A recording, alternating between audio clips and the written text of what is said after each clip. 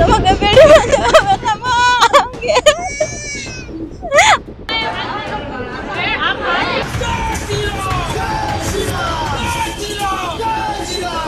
দিল্লির গির্জায় যখন প্রধানমন্ত্রী নরেন্দ্র মোদী বড়দিনে যিশুর চরণে প্রার্থনা করছেন, ঠিক সেই মুহূর্তেই ভারতের বিভিন্ন প্রান্তে চলছিল হিন্দু জঙ্গিবাদের এক ভয়াবহ তাণ্ডব।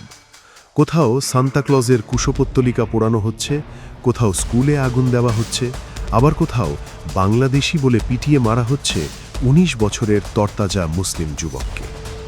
ভারতের বুকে হিন্দুত্ববাদ এখন আর শুধু একটা রাজনৈতিক মতবাদ নেই, এটা হয়ে দাঁড়িয়েছে এক ভয়ঙ্কর সহিংস ব্র্যান্ড, যার নাম হিন্দু জঙ্গিবাদ।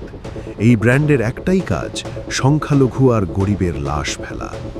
এই হিন্দু জঙ্গিদের হাত থেকে রেহাই পায়নি খ্রিস্টানরাও। বড়দিনের আনন্দ মাটি করে দিয়ে বিজেপি শাসিত আসাম, মধ্যপ্রদেশ, হরিয়ানায় যা ঘটল তা কোনো সভ্য সমাজে ভাবাই যায় না। আসামের নলবাড়িতে সেন্ট মেরি ইংলিশ স্কুলে ঢুকে বজরং দল আর বিশ্ব হিন্দু পরিষদের লোকগুলো হায়েনার মতো ঝাঁপিয়ে পড়ল। ক্রিসমাস ট্রি উপড়ে ফেলে আগুন ধরিয়ে দিয়ে কি পৈশাচিক উল্লাস তাদের। মধ্যপ্রদেশের জব্বলপুরে গির্জার অনুষ্ঠানে থাকা এক দৃষ্টি প্রতিবন্ধী নারীকেও রেহাই দেয়নি বিজেপির নেত্রী, উল্টো তার বিরুদ্ধেই ধর্মান্তকরণের অভিযোগ এনেছে। এমনকি দিল্লির রাস্তায় সান্তাক্লজ সেজে উৎসব করায় আম আদমি পার্টির নেতাদের বিরুদ্ধে পুলিশ মামলা ঠুকে দিয়েছে। উৎসবের আনন্দকে আতঙ্কের রূপ দেওয়াই যেন এদের একমাত্র লক্ষ্য। খ্রিস্টানদের ওপর হামলার পাশাপাশি এই জঙ্গিবাদের সবচেয়ে জঘন্য রূপটা দেখা গেছে মুসলিমদের বেলায়। উড়িষ্যার সম্বলপুরে জুয়েল রানার মৃত্যু শুধু একটা ঘটনা নয়, এটা তাদের রক্ত পিপাসার প্রমাণ। পশ্চিমবঙ্গের মুর্শিদাবাদ থেকে পেটের দায়ে কাজ করতে যাওয়া এই ছেলেটা জানত না তার বাংলা ভাষাই হবে তার মরণ ভাত। রাতে খাবার খেয়ে ঘুমানোর সময় ৫-৬ জন উগ্রবাদী হিন্দু জঙ্গি তার ঘরে ঢুকে পড়ে। কোনো কাগজ দেখার প্রয়োজন মনে করেনি, তারা শুধু তুই বাংলাদেশি এই একটা অজুহাতে জুয়েলকে রড আর বাঁশ দিয়ে পিটিয়ে মেরে ফেলল।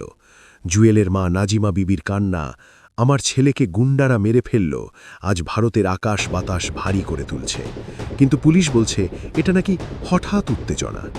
এই ঘটনাগুলোই বলে দেয় ভারতে বাংলাদেশি ট্যাগটা এখন মুসলিম হত্যার একটা লাইসেন্স হয়ে গেছে।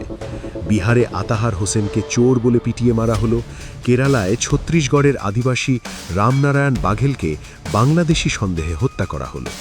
হিসেবটা খুব সোজা, ভিকটিম যদি গরিব হয়, মুসলিম হয় বা বাংলাভাষী হয়, তাহলে এই হিন্দু জঙ্গিদের হাতে তার মৃত্যু নিশ্চিত।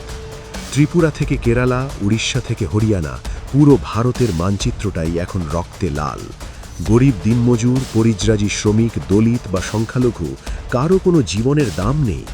মোদী সরকার আর তার প্রশাসন এই খুনি জঙ্গিদের জামাই আদর দিয়ে পুষছে। জুয়েল রানার লাশের ওপর দাঁড়িয়ে আজ একটাই প্রশ্ন, কে এই দানবদের থামাবে?